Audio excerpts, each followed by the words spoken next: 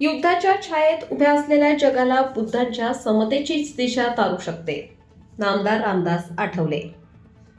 जागतिक स्तरावर वाढत्या अस्थिरता, संघर्ष आणि असहिष्णुतेच्या पार्श्वभूमीवर मानवतेचा विचार अधिक भक्कम करण्यासाठी बुद्ध तत्वज्ञानाचा अर्थात समतेचा स्वीकार जगाला तारू शकतो, असे प्रतिपादन केंद्रीय सामाजिक न्याय व अधिकारिता राज्यमंत्री रामदास आठवले यांनी केले.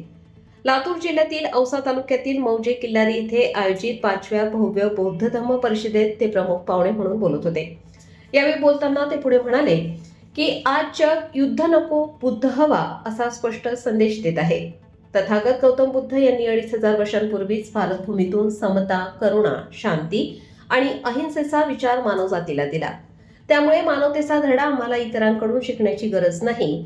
भारतीय संस्कृतीच्या मुळाशीच मानवतावाद आहे, असेही त्यांनी यावेळी सांगितले. तक्षशिला बुद्ध विहार समिती किल्लारी आणि भंते धम्मसार थेरो यांच्या पुढाकारातून तक्षशिला बुद्ध विहार व तथागत बुद्ध उद्यान येथे या धम्म परिषदेचे आयोजन करण्यात आले होते. या धम्म परिषदेच्या अध्यक्षस्थानी अखिल भारतीय भिक्खू संघाचे कार्याध्यक्ष भदंत उपयुक्त महाथेरो होते. प्रमुख अतिथी म्हणून नामदार रामदास आठवले यांच्यासह औसा मतदारसंघाचे आमदार अभिमन्यू पवार उपस्थित होते. कार्यक्रमाच्या प्रारंभी पंचशील ध्वजारोहण करून तसेच तथागत भगवान गौतम बुद्ध आणि डॉक्टर बाबासाहेब आंबेडकर यांच्या प्रतिमांचे पूजन करण्यात आले. त्यानंतर पूजनीय भिक्खू संघाच्या धम्मदेशनेने वातावरण मंगलमय झाले. महाराष्ट्रातील विविध भागातून तसेच लातूर, धाराशिव व शेजारील जिल्ह्यातील व कर्नाटक राज्यातून हजारो बौद्ध उपासक उपासिका मोठ्या संख्येने उपस्थित होते. आपल्या वैशिष्ट्यपूर्ण शैलीत बोलताना आठवले यांनी बुद्ध व डॉक्टर आंबेडकर यांच्या विचारांनी प्रेरित होऊन सामाजिक समता, बंधुता आणि न्याय यावर आधारित परिवर्तन घडवण्याचा संकल्प व्यक्त केला. किल्लारी येथील तक्षशिला बुद्ध विहार हे मानवतेचे संस्कार केंद्र बनावे, यासाठी सर्वांनी एकत्रित प्रयत्न करावेत, असे आवाहन त्यांनी केले. आमदार अभिमन्यू पवार यांनी बुद्ध विहाराच्या विकासासाठी आवश्यक ते सहकार्य करण्याचे आश्वासन दिले. परिषदेदरम्यान उपस्थित पूजनीय भिक्खू संघांनी समाजात शांती, संयम आणि करुणा दृढ करण्याचे मार्गदर्शन केले. कार्यक्रमाचे प्रास्ताविक व सूत्रसंचालन भंते धम्मसार थेरो व भंते सुमित नागसेन यांनी केले, तर स्वागताध्यक्ष युवराज गायकवाड यांनी आभार मानले. यावेळी विविध मान्यवर व कार्यकर्ते उपस्थित होते. किल्लारीतील ही धम्म परिषद समता, मानवता आणि बंधुतेचा संदेश देणारी प्रभावी सामाजिक नांदी ठरली. बुद्धाचं तत्वज्ञान विज्ञानावर आधारलेलं तत्वज्ञान, समतेवर, मानवतेवर आधारलेलं तत्वज्ञान, प्रज्ञाशील करुणेचा विचार देणारं तत्वज्ञान, बहुजन हिताय बहुजन सुखायची भूमिका मांडणारा, डेमोक्रेटिक असणारा अशा पद्धतीचा धम्म. आपल्या भारतीय संविधानामध्ये 1 मॅन 1 व्होट 1 व्हॅल्यू, एका माणसाच्या मताला एकच किंमत. मग तो राष्ट्रपती असेल, प्रधानमंत्री असतील, मंत्री असतील, खासदार असतील, आमदार असतील किंवा आम आदमी असेल, सगळ्यांच्या मताला एकच किंमत, अशी भूमिका मांडली.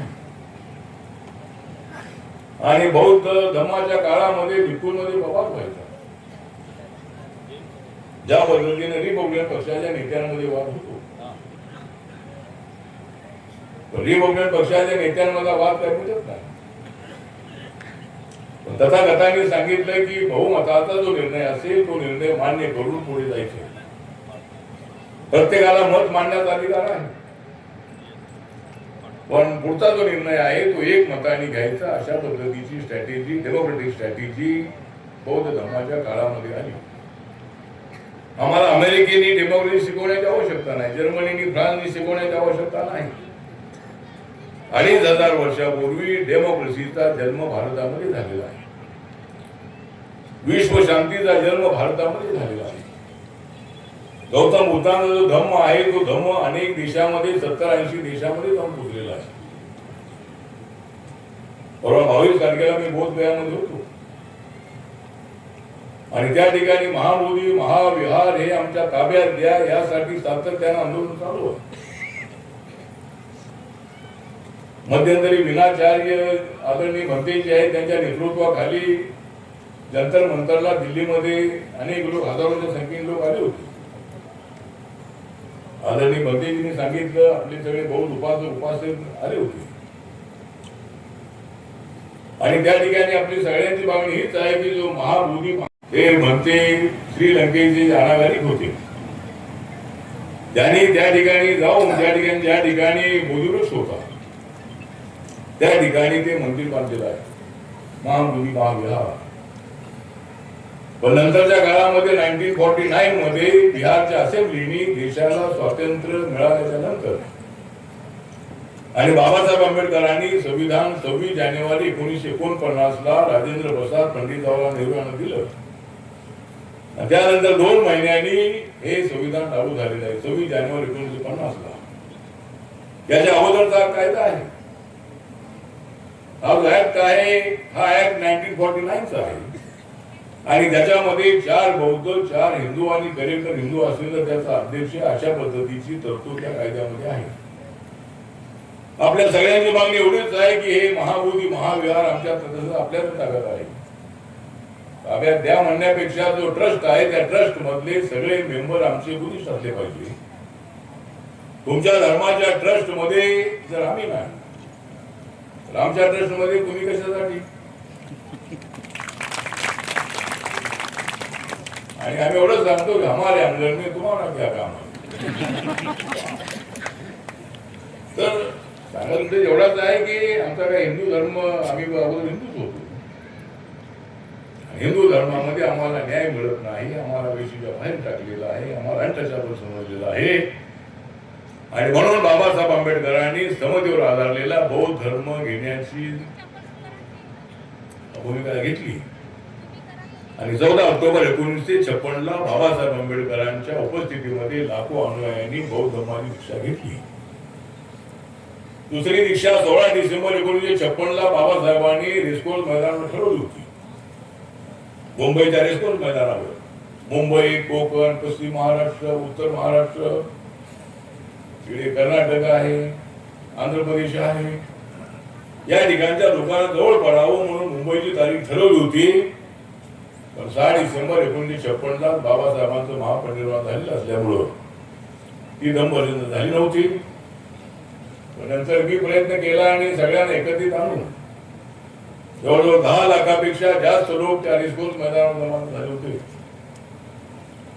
आणि देशाच्या अनेक राज्यातून महाराष्ट्राच्या अनेक जिल्ह्यातून मोठ्या संख्येने लोक त्या ठिकाणी आले होते.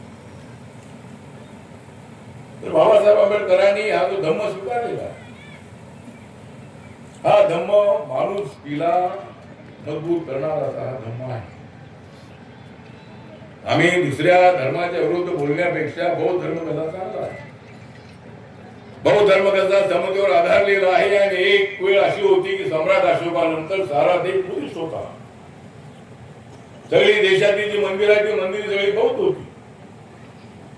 ज्या ठिकाणी अयोध्यामध्ये राम मंदिर बांधलेलं आहे त्या ठिकाणी मस्जिदीच्या अगोदर तिथं मंदिर होतं. त्या मंदिराच्या अगोदर त्या ठिकाणी बुद्ध मंदिर होतं. आम्ही काय त्या वादामध्ये पडलो नाही. तिथं बंदेजींनी 3 एकर जमीन घेतलेली आहे. अजून मोठमोठ्या जे बुद्ध विहार उभी करायची आहे.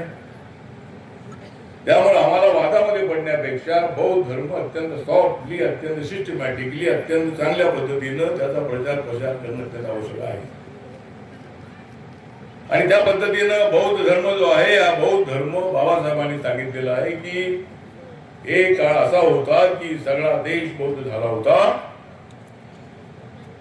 आणि परवा मी सांगितलं की नरेंद्र मोदीजी यांनी सांगितलं की त्यांच्या गावामध्ये हुएनसेंग नावाची भिक्खू आली होती. नवीन संसद भवन झाल्यानंतर एक बौद्ध भिक्खूंचं शिष्टमंडळ घेऊन मी त्यांना भेटलो. त्यांनी सांगितलं की पहिलं धार्मिक शिष्टमंडळ मला भेटलेलं आहे ते बौद्ध धर्माच्या भिक्खूंचं शिष्टमंडळ मला भेटलेलं आहे. त्याचा मला स्वतःला आनंद आहे. आणि त्यांनी इतिहासाचा सांगितला की जे चायनाचे जे अध्यक्ष आहेत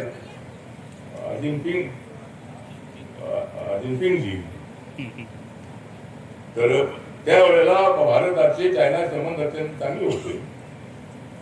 आणि नरेंद्र मोदीजी पंतप्रधान झाल्यानंतर त्यांनी त्यांना फोन करून सांगितलं की मोदीजी आपण फार नशीबवान आहात.